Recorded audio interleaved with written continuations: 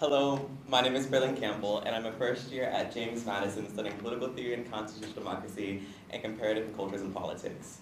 Welcome to James Madison's third annual Black History Month Symposium.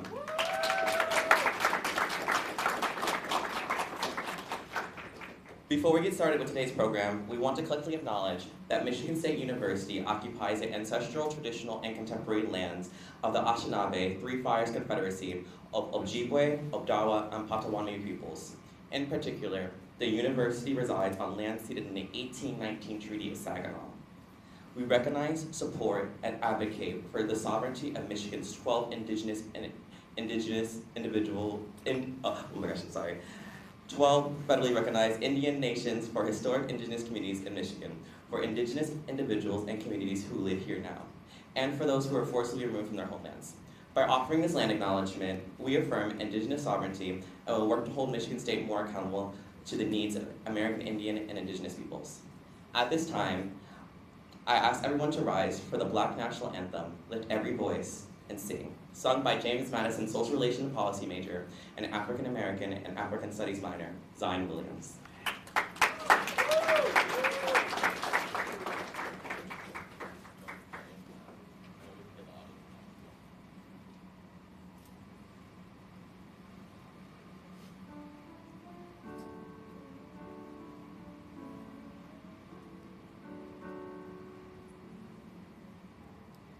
Lift every voice and sing till earth and heaven ring, ring with the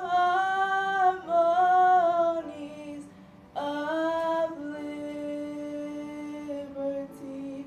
Let our rejoicing rise high as the listening skies. Let it resound loud as the rolling sea. Sing a song full of the faith that the dark past has taught us. Sing a song full of the hope that the present has brought us, facing the rising sun of our new day begun. Let us march on till victory is won.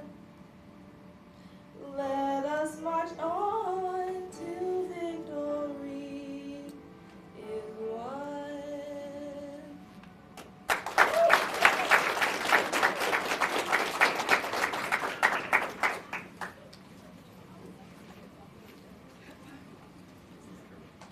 I would like to recognize a few people who have been instrumental in making today's symposium possible. Michigan State's interim provost, Dr. Thomas Yaitzko. Michigan State's Vice President of Diversity, Equity, and Inclusion, Dr. Jabbar Bennett. Dean of James Madison College, Dr. Cameron Teese. From the Lieutenant Governor's Office, Special Assistant Kylie Smith. And a special thanks to James Madison Assistant Dean of Diversity, Equity, and Inclusion, Dr. Brian Johnson. We would also like to recognize Michigan State's Vice Provost of University Engagement and Outreach, Dr. Kwesi Brookins. Please join me in giving them a round of applause.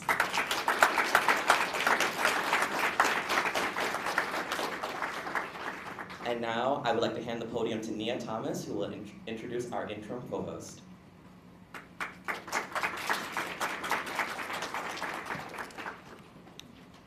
Hello, my name is Nia Thomas. I'm a freshman majoring in social relations and policy and comparative cultures and policy with a minor in African and African American studies. I'm also the JMC chair at W.E. Du Bois. And it is my pleasure to introduce our interim provost and executive vice president for academic affairs, Dr. Thomas D. Yaitzko.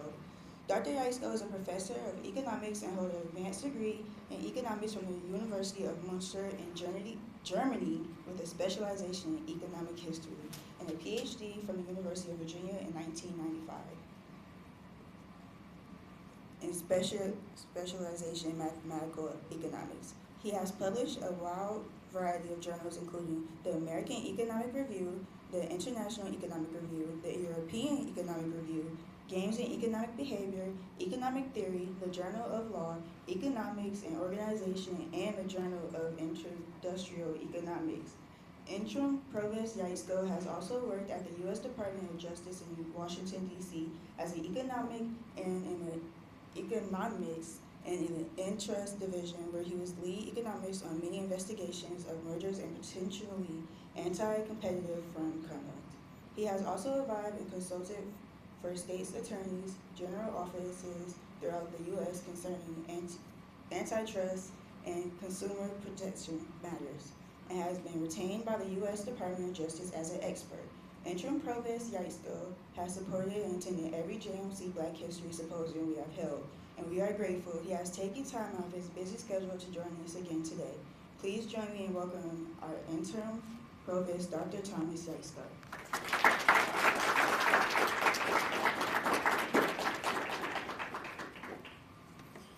Thank you for that kind introduction, Nia. And thank you to James Madison College, especially Assistant Dean Brian Johnson, for your work in organizing this year's symposium. I've enjoyed participating in this event for the past 2 years, and I'm delighted to be here again this year. Many thanks also to everyone from various MSU departments, colleges, and units who are with us to take part in today's event. And finally, special thanks to Lieutenant Governor Gilchrist for engaging with us today and sharing his time, wisdom, and experiences. It's wonderful to welcome you all to James Madison College 3rd Annual Black History Month Symposium featuring Michigan Lieutenant Governor Garland Gilchrist. To begin my welcome today, I want to reaffirm that Michigan State University remains committed to our founding mission and to our core values. While higher education is no doubt experiencing some unique challenges as a result of the flurry of recent executive orders and agency directives, I am confident that we'll navigate our way through this together.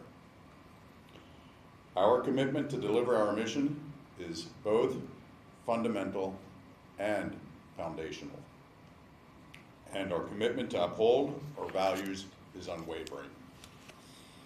I also want to acknowledge the concerns and the uncertainty that members of our campus community may be experiencing relating to programs promoting inclusive excellence. We have learned over the years in higher education that full participation of all lived experiences and perspectives is essential in being able to deliver on our core missions. One fundamental truth I realized long ago is that Michigan State University is a leading global public research university because of the depth and breadth of the lived experiences and perspectives represented across our community. That depth and breadth is our strength. It makes us who we are. We will continue to represent and protect our core values, including academic freedom and inclusive excellence, while defending members of our university community and the vital work that we do. Work like that of today's symposium, which provides a unique and valuable opportunity to come together in community and to expand perspectives and knowledge. As many of you well know, the student experience here at MSU is expansive, extending well beyond the classroom. Co-curricular and extracurricular activities, student organizations, athletics, the arts, lectures, and symposium discussions like this one today all contribute to the learning experience and learning environment here at MSU, and to the vibrant exchange of ideas that characterize life on a college campus. As a residential living learning community, James Madison College serves as an exemplar of this kind of active and engaged learning, a place of inquiry and of study that transcends classroom walls. It is a community that encourages thoughtful dialogue and deep exploration of compelling and timely issues and concerns. JMC is also a place that lives out the university's founding mission to advance knowledge and transform lives with an integrated and interconnected focus on teaching, research, and outreach and engagement. So it is fitting that today the college is hosting the symposium with Lieutenant Governor Gilchrist at its center, a dedicated leader committed to solving problems, to giving back, and to advancing the greater good. We are honored to have him with us here today and grateful for his engagement with us in this hour. With that, I'm happy to turn back the floor to Donovan Fobbs, a second-year Comparative Cultures and Politics International Relations major with a minor in anthropology. He will introduce Vice President Bennett.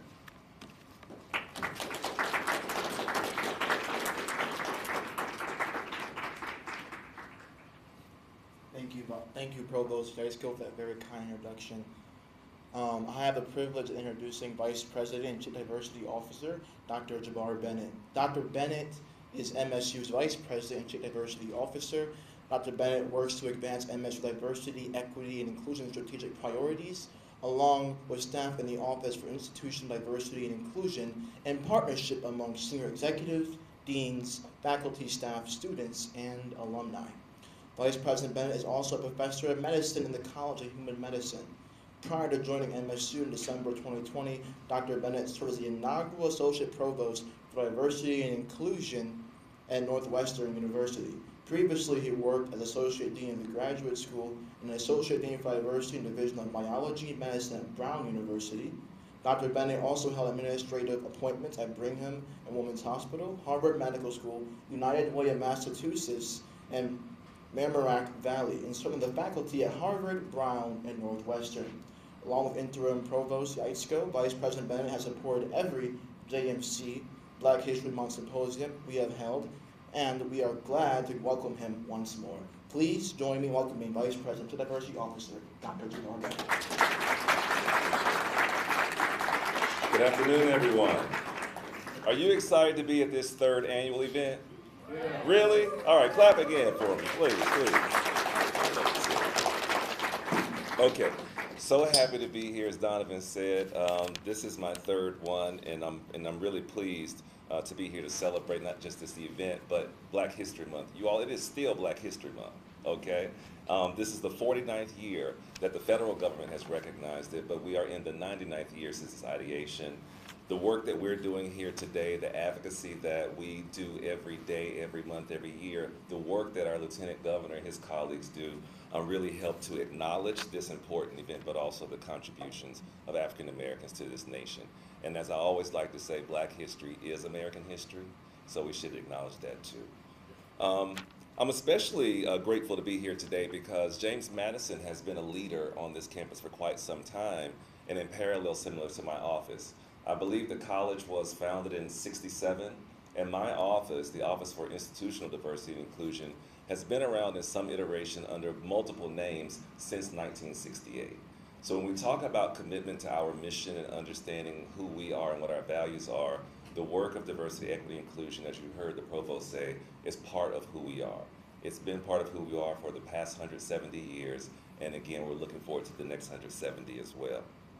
I want to echo the warm welcome that the provost extended also to Lieutenant Governor Gilchrist, who again is a leader in our state, but also, of course, in the nation.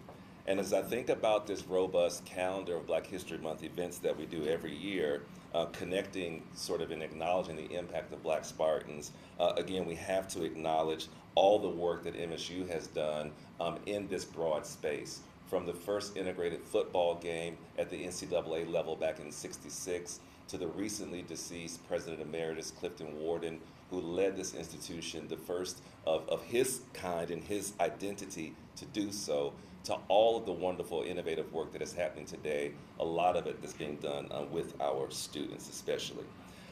My remarks are brief because we do want to hear from our speaker, but a couple things I'll say in closing.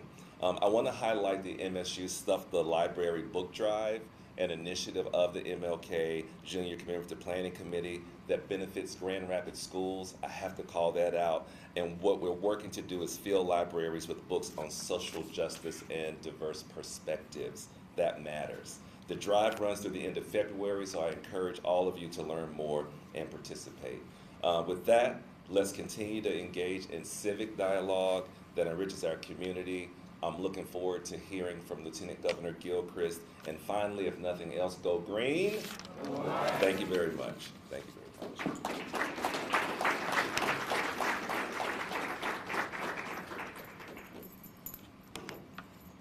Good afternoon. My name is Emma Wilkins, and I am a second-year Comparative Cultures and Politics major with a minor in Religious Studies. Today I have the pleasure of introducing a very special musical guest, Professor Randy Napoleon. He is an Associate Professor of Jazz, Guitar, and Associate Director of the Jazz Studies at Michigan State University's College of Music. Professor Randy Napoleon began his journey in jazz immediately after finishing his studies at the University of Michigan. Jeff Hamilton of Clayton Hamilton Jazz Orchestra invited the young Napoleon to do a series of performances with them at the Hollywood Bowl. From there, Napoleon's career took off, first touring with the pianist Benny Green nationally and internationally for a year, and then full-time with the Clayton Hamilton Jazz Orchestra. A 3-year stint with crooner Michael Bublé followed. Napoleon is featured on Bublé's Grammy-nominated CD, Caught in the Act. Professor Napoleon is currently touring with the legendary singer and pianist Freddie Cole and is featured on Cole's 2009 album, Live at the Dizzy Club, The Dreamer and Me. He is the main arranger and guitarist on Freddie Cole's Sings Mr. B, and 2010 Grammy-nominated release From the High Note features songs from Billy Eichensang Songbook, as well as Talk to Me, Cole's 2011 album, and Cole's most recent album, This and That. Today, Professor Napoleon is one of the most sought-after guitarists in New York, where he is known as a forward-thinking musician with a passion for the jazz guitar tradition. In 2020, Professor Napoleon was featured in MSU's Music for Social Justice series, and as you will soon hear, Professor Napoleon's music serves as a form of advocacy and speaks to your soul. You will now witness this ability for him to perform the National Black Anthem, Lift Every Voice and Sing. Please join me in welcoming Professor Randy Napoleon. Boy, I sound like I've got a lot of money when she I was thinking, thank you for having me here, and thank you for all that you're doing. And I've just been ruminating that culture and the truth of basic human equality lasts longer than any political movement. So, that's what I think.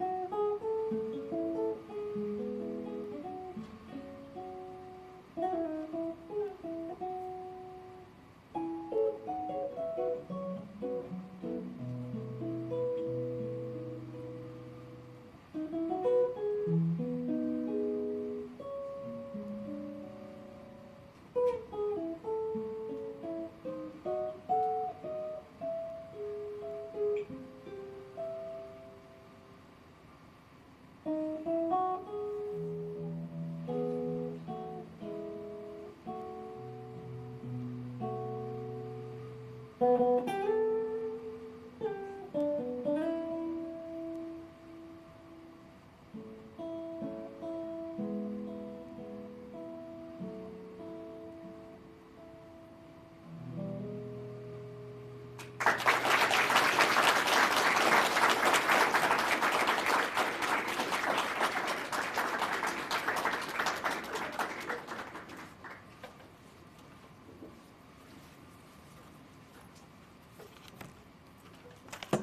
you again, Professor Napoleon, for that amazing rendition.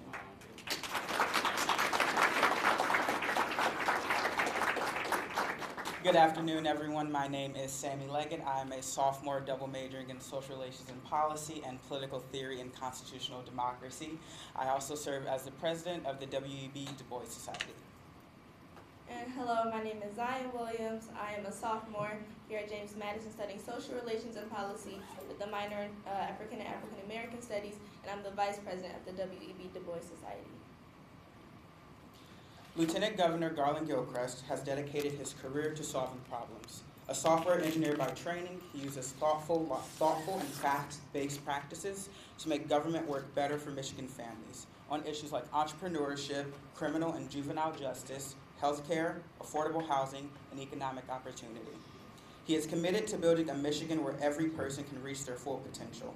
As leader of statewide task forces on jail, pretrial incarceration, and juvenile justice, he worked across the aisle to champion historic legislation to build a smarter and fairer justice system that saves taxpayer money and helps hundreds of thousands of Michiganders access better opportunity for jobs and housing. As chair of Michigan's COVID-19 Racial Disparities Task Force, Lieutenant Governor Gilchrist acted decisively to respond to the pandemic's disproportionate impact on communities of color. Michigan led the nation in tackling racial disparities and continues to expand access to affordable, equitable health care. He has led efforts to connect over 27,000 homes and businesses to reliable, affordable, fast internet, expanding innovation and making Michigan the best place to have an idea. He embarked on statewide Thriving Cities tours, visiting communities in every region to hear from Michiganders about issues that matter. He also served as chair of the National Lieutenant Governors Association. Please join us in giving a warm Spartan welcome to our keynote speaker, Lieutenant Governor Garland Gilchrist.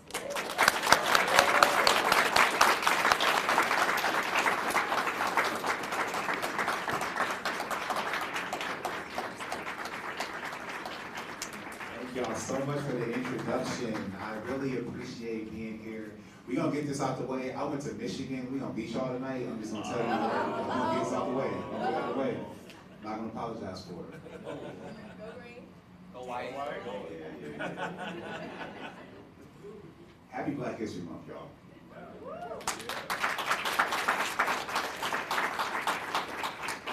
We're in a hell of a moment right now for an understanding of Black history. And specifically about how like American culture and institutions at large relate to Black history. Just last week, I think it was last week or earlier this week, there was a Senate confirmation hearing for the person who is the nominee to be the Secretary of the Department of Education. Nominated by Donald Trump, Linda McMahon. I actually met her when she was the head of the Small Business Administration during the Trump administration the first time. And she was asked a question by a senator. She was asked whether under the directives of Donald Trump, whether it would be legal for a school to have a Black History Month celebration, or whether it would be permissible for student organizations that were organized around students' racial or ethnic identity, whether they were permissible under the directives. You know what her answer was? Why gotta know what the students are doing? Her answer was basically, I don't know. Let me say something that I know, and I think all of you know, and that we know in the state of Michigan. We know that it is important to support all of our people.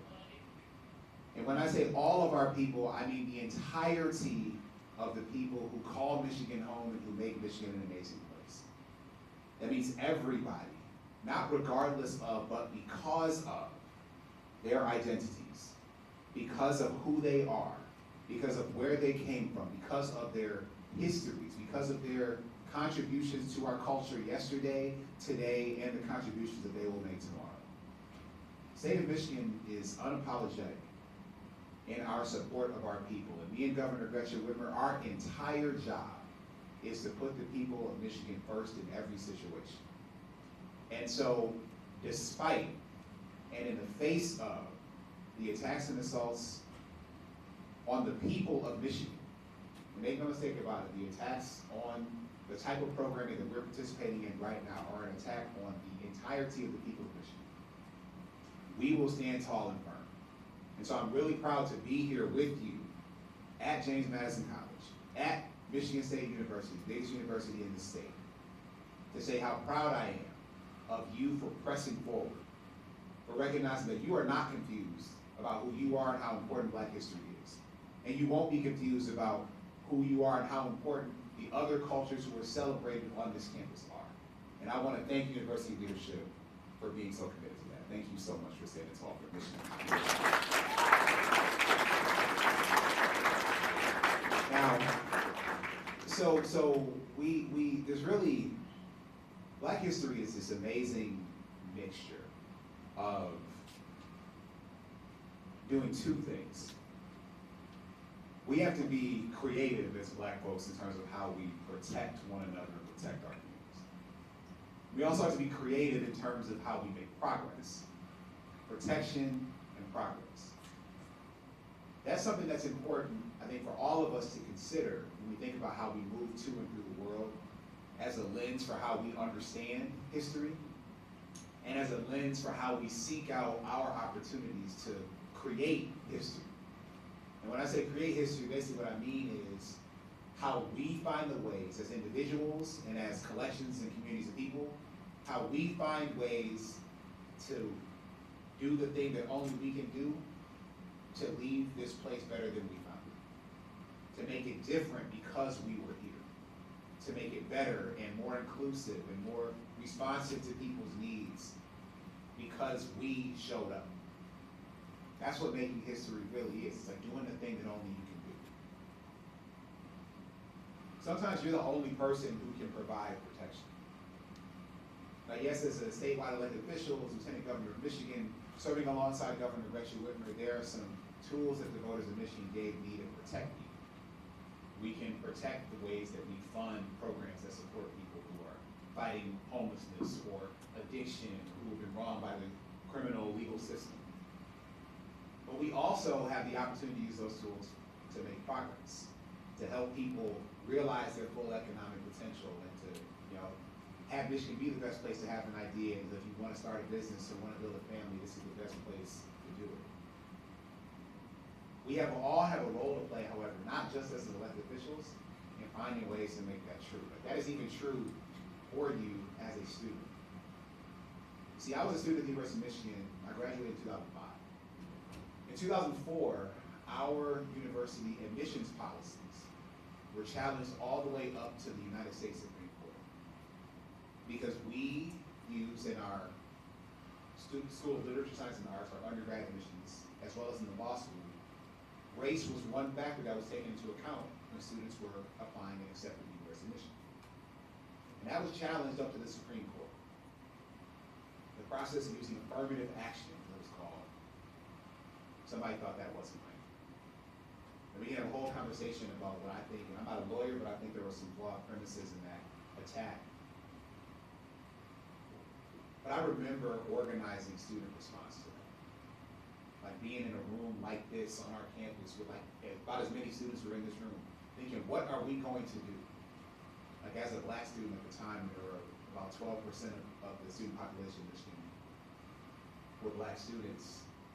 Like, how do we show up in this moment when our very presence at this university its legitimacy is being questioned? Maybe some of y'all have felt that way when you've been on campus. But what I would remember what was so moved and inspired by was that really recognizing that even in the face of that attack, there was something that I could do about it. So for us, that meant like bringing together more students, not just Black students, students of color, bringing together more students who cared about the fact that the University of Michigan was better because it was more reflective of all the populations in our state. Like organizing student activity, bringing in speakers. We ultimately organized buses to go to Washington, D.C. for our day in court at the United States Supreme Court. We had a big rally on the steps. 10 buses went from campus to that to help organize that. I'm not saying that you're going to do the same thing that we did literally 20 years ago.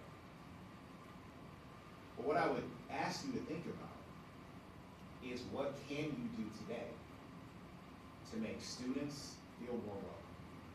What can you do today to empower and embolden faculty and staff to stand their ground? To the program that they've been working on is still important and is still necessary regardless of who's attacking. Because those two decisions, by you and by them, will help Black history continue to be made on this campus. We all have a role to play in creating the conditions for that to be possible and for that to be true. And so I want to empower you and challenge you to find a way to do that. Like from James Madison College, this is like a really influential part of this campus. You can do things that make a difference. I also want you to think about, like, once you're finished with college, what history do you want to make? I know sometimes the question that you get asked is, what do you want to do after you're finished? Like, what do you want to do career-wise? Where do you want to live? But I want to pose a different question. Like, what history do you want to make? What is the thing that you want to do?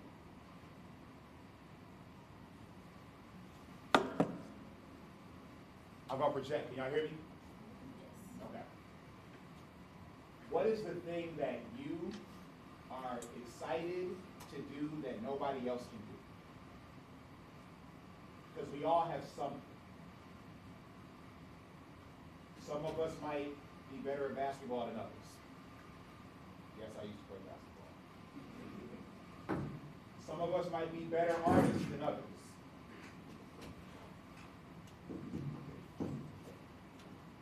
I gotta think my projection was good enough, huh?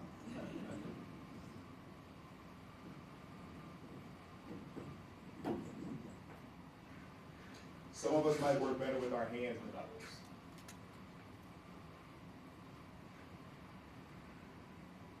But all of us have something better that we can do, that only we can do. That better? I hear you? Somebody not there yet? Okay, thank you. My job as Lieutenant Governor is to try to make sure that you have what you need today so you can become who you're capable of becoming tomorrow. It's why me and Governor Whitmer have done so much, for example, to support public education. Raise your hand if you went to a public school in Michigan before you came to Michigan State. Me too. It's why we've been so aggressive in supporting our public universities like Michigan State and increasing funding every year since we've been in office. It's because we know that by supporting you here, we are enabling your ability to become history makers going forward, to do something inspiring. And so I want to challenge you to think about what is that special and important and unique thing that you can do? What you can do. Now, I want to close because I hope we can have some time for questions. I want to close with one last thought.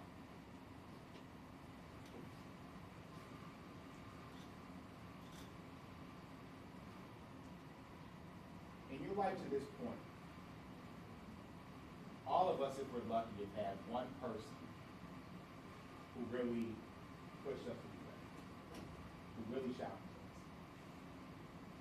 That person could have been a family member, they could have been a complete stranger, they could have been a teacher. Always have somebody who challenges you. Everybody that we read about or learn about as part of Black History Month, they had one person to do that too. I share that because we are all capable of doing extraordinary things. And I actually think it is necessary that we all try our best to do that. Like if we reach high, if we reach far, we can at least get close. And when there are so many just like systems and people and institutions that seem to be so focused and so creative on how they can make it harder for you to be successful, I want you to think about that person who is challenging you to be better and how bad they want you to be successful. There are a lot of people I think that are interacting with you here on this campus who really want you to be successful. I want to give you everything you need to. I want you to know that I'm one of those people too. Because if you're successful, then I'm successful. And if y'all are successful, Michigan is successful. And there are going to be more people to make more Black history from this state than there ever have been. And I'm saying that to you as a person who, because of God's grace, good luck, and the voters of Michigan, I get to be written into Black history because I'm the first Black person to ever hold my office. That is interesting. That's special to me, but that's not good enough. That's not all that can be true about what I do with this privilege that I've been given. But what I'm saying to you is that what you've done now, I need you to do more so that you can make your own history. And that's one that I'll be very proud of.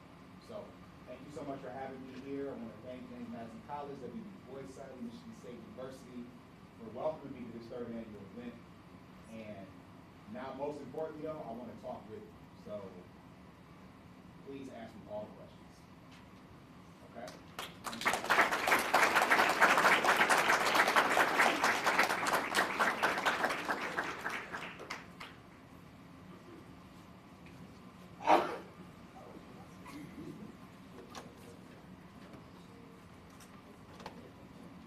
We'll go around the room.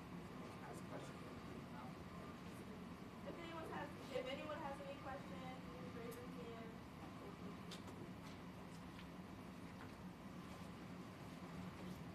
Sorry, I'm a quiet talker. You talked about being that person for somebody else.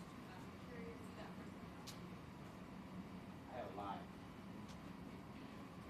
I had a lot of those people.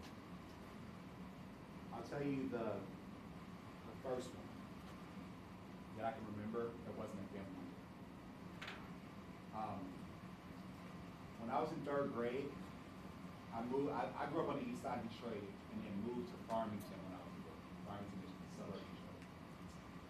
When I was in third grade, I had a teacher named Miss Gilbert at Longacre Elementary School. Miss Gilbert was a huge enabler of me, challenged my creativity. But you know what the most important thing she did for me was? She told me I couldn't see. She told me I couldn't see. Like, I guess I was sitting in the front of the classroom, I was squinting, struggling. And she called my parents and said, Garland's really smart, but he can't see nothing. Miss Gilbert's why I got glasses. She also happened to be a person who pushed me academically, put me in a special group for math and stuff like that. It laid the foundation really for me to become an engineer. I was a software developer at the graduated from college, double engineering major at school. Miss Gilbert saw something in me, but also saw that I couldn't fully see the world. I mean that metaphorically and I mean that practically. She helped position me to be my best. She helped position me.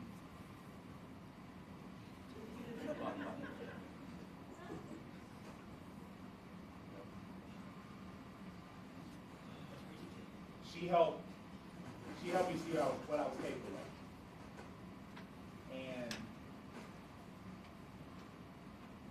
I'm like forever in debt to that person. I kept in contact with her until she passed away in 2007. And thanked her every time I talked to her. I think I probably married a teacher because I love this. That's one person.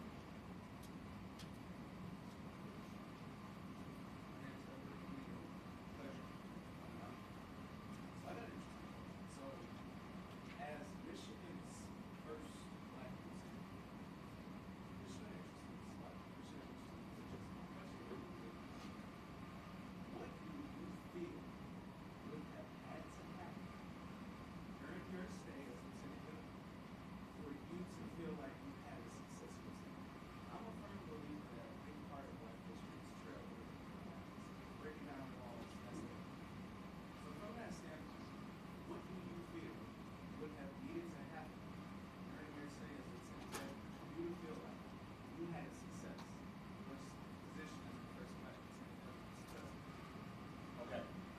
repeat the question to make sure everybody can hear it?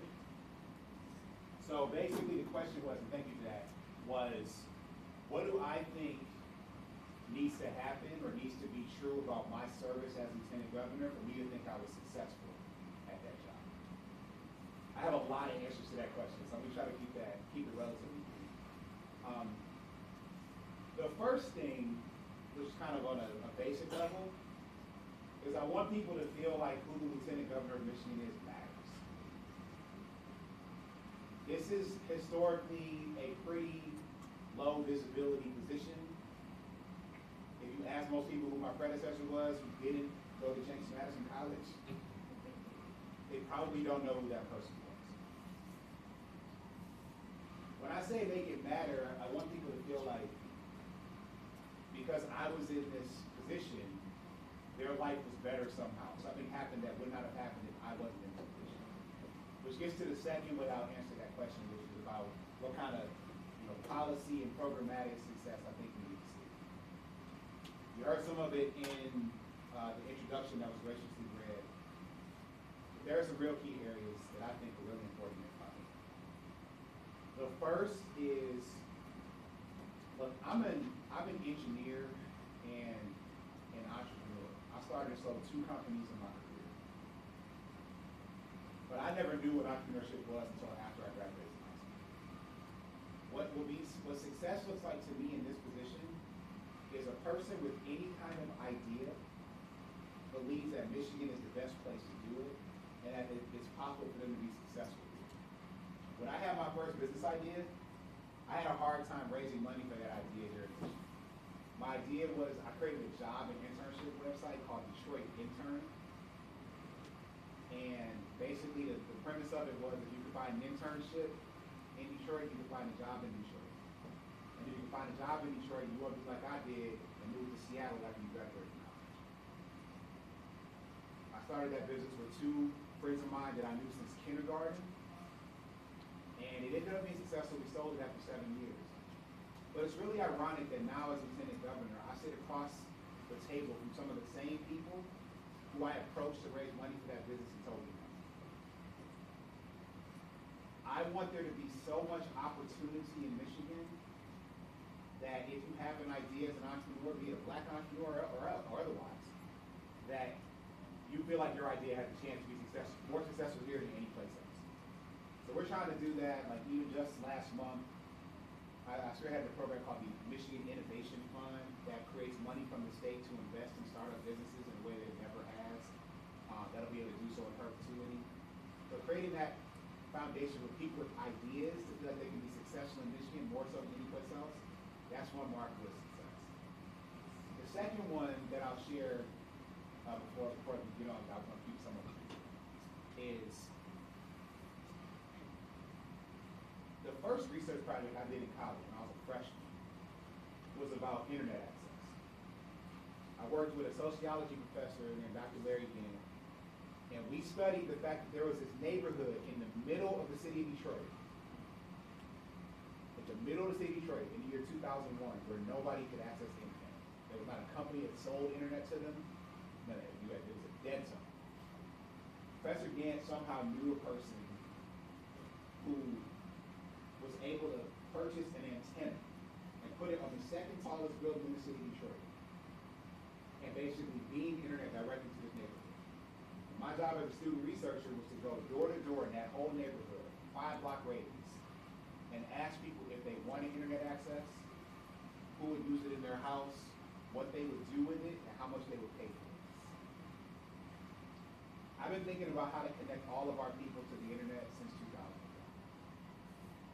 And because of work that's happened already in this administration, Michigan is on pace to be the first big state in the country to connect all of our people to high-speed, high-quality, fast internet. I consider that to be something that is a legacy project because people who have internet access at their house, they are healthier. They have better jobs and make more money. Kids do better in school. Seniors have better health outcomes. And people can be better connected. We made a ton of progress on that. Michigan has gotten $1.4 billion from the federal government already to connect all our people and all our businesses to the internet in the last 3 years. And I'm trying to spend all of it in the next 3 years to connect all of our people. If Michigan can be a completely connected state, and if people with ideas can feel like they can be successful here, I can look back on my 10 years as lieutenant governor and be really proud. And then I guess one last half thing is, I want there to be more black elected officials. I want it not to be a novelty that I'm in this position. It's not enough to be first. It's important to make sure that you're not last. And so, maybe like I'm only the second black statewide elected official in Michigan State. We gotta do better. All right. Yes. Yes, sir. Yes, my name is James Lee Williams. I'm born in Mississippi with Jim Holiday. I was just wondering, what can we do to improve homeless issues? Homelessness? Yeah, homeless. Okay. Yeah, he has a question about homelessness, which is, look, I mean, we've had some of the saddest stories you've ever heard very recently in Michigan and in Detroit. There was a woman whose children died in a car in a parking deck a couple of weeks ago in Detroit. They had been homeless for a number of months, had reached out for services to the city, but they didn't get it. So when I think about homelessness, I try to think about why do people become homeless? And a lot of people who currently don't have a home or don't have a house, any number of things could have got them there.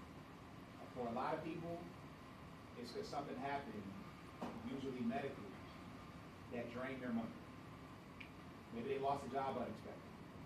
Maybe they had a health crisis. Maybe they lost a job or lost a family member. Something really stressed their finances that caused them to get foreclosed upon or evicted or kicked out. Part of our problem is when people fall in those kind of hard times, a healthy place to live has enough places for people to live even when they fall in hard times.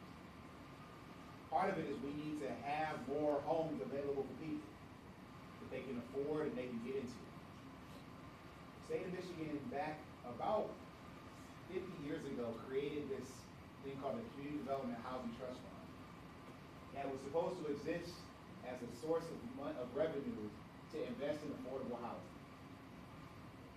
It was established and it didn't have money in it for 50 years, which meant you couldn't build housing without the money.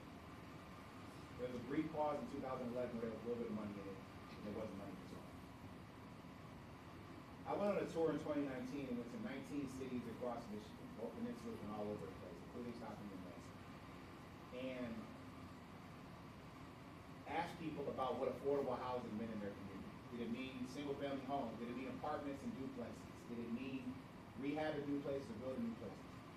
And as a result of those conversations, the state of Michigan invested $250 million in building and rehabilitating new homes. And now we invest $50 million every year. That's a start. That's a start. But it takes a long time to build a house. And so we still have to have work and services for people who need help right now, which is why we've been investing in transitional housing and housing for people who may be fighting with addiction, which could be another thing that causes people to become homeless, etc. We're investing now more in addressing homelessness and addressing affordable housing and available housing more than Michigan ever has in its history. And I think that's a big part of it. The other piece is making sure that our service providers for people who are homeless, that they actually have the resources they need to do the work that they wake up to do every single day. And some of them have been struggling to do a whole lot with only a little bit. And the state's been a better supporter than over the last couple of years as well. Unfortunately, we don't have any more time for questions. All right, I'll point that. So what other advice can you give for students who are interested in how we can make an impact or organize events on college campuses that are affected by policies that are in place to dismantle diversity and community plans? Yes. So she asked what advice I have for students who want to be active in basically making sure that programs that promote diversity, equity, and inclusion can continue to be effective. My advice is to, I'll give you two pieces. One is, just because the name of something changes doesn't mean the work changes. And to be like, to try to be mindful of that. Because there are gonna be some institutions that are gonna change the title of the thing to be safe and to make sure they can't be cut by the federal government, but it doesn't necessarily mean the work changes. So I want you to be to pay close attention to what's happening, not what something's called. If what's happening changes, that's a different conversation you can have today, but pay really close attention to that. The second thing I would say is, we have to be at least as creative as the people who are trying to hurt us. And what we've seen in this last 30 days is unprecedented creativity to try to use the federal government to hurt. And we have to be creative in response to that. And if we can't help people in one way, we need to help people in a different way and be relentless about that kind of creativity. As a student or a member of this campus family, this is a relatively safe environment to be creative. Take advantage of that and be active. This is not a time to be passive. Okay? All right, thank you so much, everybody.